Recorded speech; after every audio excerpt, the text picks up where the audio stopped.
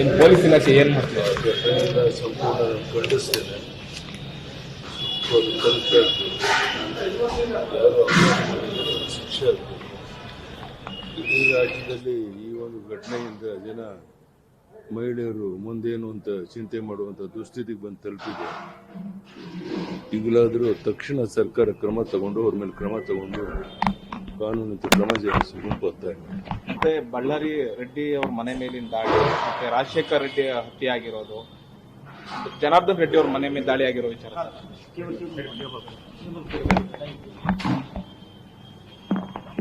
ಇನ್ನು ಪೊಲೀಸ್ ಇಲಾಖೆ ಏನು ಮಾಡ್ತೀವಿ? ಘಟನೆಯಿಂದ ಸಂಪೂರ್ಣ ಖಂಡಿಸ್ತೇನೆ. ಅದು ತನಿಖೆ ಆಗ್ಬೇಕು, ಯಾರು ಅಪರಾಧ ಮಾಡಿದ್ರು ಶಿಕ್ಷೆ ಆಗ್ಬೇಕು. ಇಡೀ ರಾಜ್ಯದಲ್ಲಿ ಈ ಒಂದು ಘಟನೆಯಿಂದ ಜನ ಮಹಿಳೆಯರು ಮುಂದೇನು ಅಂತ ಚಿಂತೆ ಮಾಡುವಂತ ದುಸ್ಥಿತಿಗೆ ಬಂದು ತಲುಪಿದೆ. ಈಗಲಾದರೂ ತಕ್ಷಣ ಸರ್ಕಾರ ಕ್ರಮ ತಗೊಂಡು ಅವ್ರ ಮೇಲೆ ಕ್ರಮ ತಗೊಂಡು ಕಾನೂನಿನ ಕ್ರಮ ಜರುಗಿಸಿ ಗುಂಪು ಒತ್ತಾಯ ಮಾಡಿ. ಮತ್ತೆ ಬಳ್ಳಾರಿ ರೆಡ್ಡಿ ಅವ್ರ ಮನೆ ಮೇಲಿನ ದಾಳಿ, ಮತ್ತೆ ರಾಜಶೇಖರ್ ರೆಡ್ಡಿ ಹತ್ಯೆ ಆಗಿರೋದು, ಜನಾರ್ದನ್ ರೆಡ್ಡಿ ಅವ್ರ ಮನೆ ಮೇಲೆ ದಾಳಿ ಆಗಿರೋ ವಿಚಾರ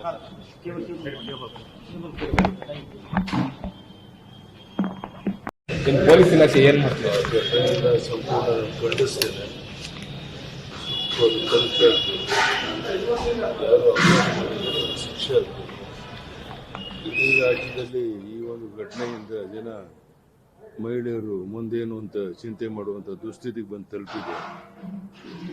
ಈಗಲಾದರೂ ತಕ್ಷಣ ಸರ್ಕಾರ ಕ್ರಮ ತಗೊಂಡು ಅವ್ರ ಮೇಲೆ ಕ್ರಮ ತಗೊಂಡು ಕಾನೂನಿನ ಕ್ರಮ ಜರುಗಿಸಿ ಗುಂಪು ಒತ್ತಾಯ ಮಾಡಿ. ಮತ್ತೆ ಬಳ್ಳಾರಿ ರೆಡ್ಡಿ ಅವ್ರ ಮನೆ ಮೇಲಿನ ದಾಳಿ, ಮತ್ತೆ ರಾಜಶೇಖರ್ ರೆಡ್ಡಿ ಹತ್ಯೆ ಆಗಿರೋದು, ಜನಾರ್ದನ್ ರೆಡ್ಡಿ ಅವ್ರ ಮನೆ ಮೇಲೆ ದಾಳಿ ಆಗಿರೋ ವಿಚಾರ